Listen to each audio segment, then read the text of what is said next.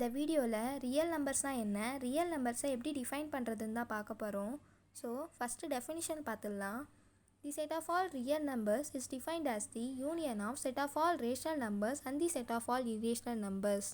Rational நம்பர்னால் என்ன, irrational நம்பர்னால் என்னன்னு சொல்லிட்டு போன 2 வீடியோலையும் நம்ம கிளியராக பார்த்துட்டோம்.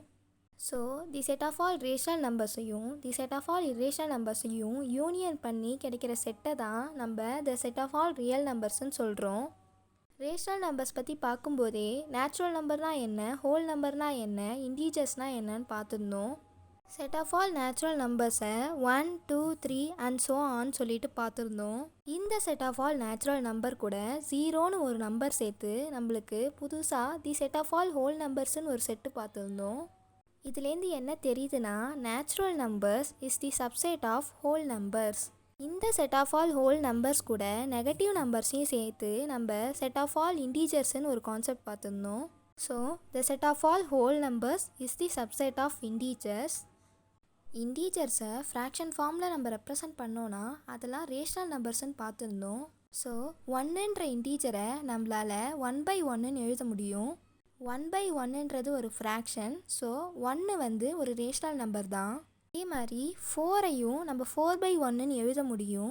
ஸோ 4/1 ஒரு ஃப்ராக்ஷன். ஸோ அதுவும் ரேஷனல் நம்பர் தான். -3 ஒரு இன்டீஜர், அதையும் நம்மளால் ஃப்ராக்ஷன் ஃபார்மில் -3/1ன்னு எழுத முடியும். ஸோ -3யும் ஒரு ரேஷனல் நம்பர் தான். இந்த மாதிரி எந்த இன்டீஜர் எடுத்தாலும் நம்மளால் ஃப்ராக்ஷன் ஃபார்மில் எழுத முடியும். அதனால் எல்லா இன்டீஜர்ஸுமே ரேஷனல் நம்பர்ஸ் தான்.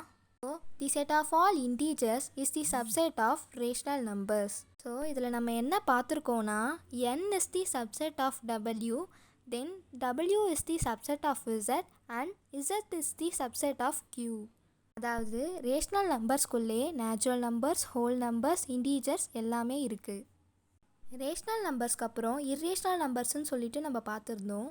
எந்தெந்த நம்பர்லாம் ரேஷனல் நம்பர் இல்லையோ அதெல்லாம் இர்ரேஷனல்னு சொல்லி பார்த்துருந்தோம். ஸோ இதை நம்ம the set of all irrational நம்பர்ஸ்ன்னு எடுத்துக்கலாம். ஃபைனலாக டெஃபினிஷன் படி the set of all rational நம்பரையும் யூனியன் பண்ணி with the set of all irrational நம்பரை தான் நம்ம the set of all real நம்பர்ஸ்ன்னு சொல்கிறோம். ரியல் நம்பர்ஸை எப்படி டினோட் பண்ணலான்னு பாருங்கள்.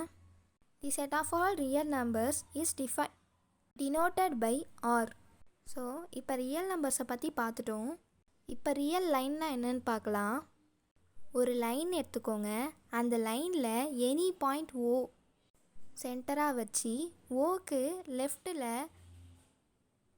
நெகட்டிவ் நம்பர்ஸும் ரைட்டில் பாசிட்டிவ் நம்பர்ஸும் கொடுத்து ஒரு லைனில் நீங்கள் கொடுத்தீங்கன்னா அந்த லைனுக்கு பேர் தான் ரியல் லைன். இந்த ரியல் லைனில் நீங்கள் எந்த பாயிண்ட் எடுத்தாலும் அந்த பாயிண்ட்டு ஒன்று ஒரு ரேஷனல் நம்பராக இருக்கும், இல்லைனா ஒரு irrational நம்பராக இருக்கும். A point in the real line is either an rational or irrational number. Thank you.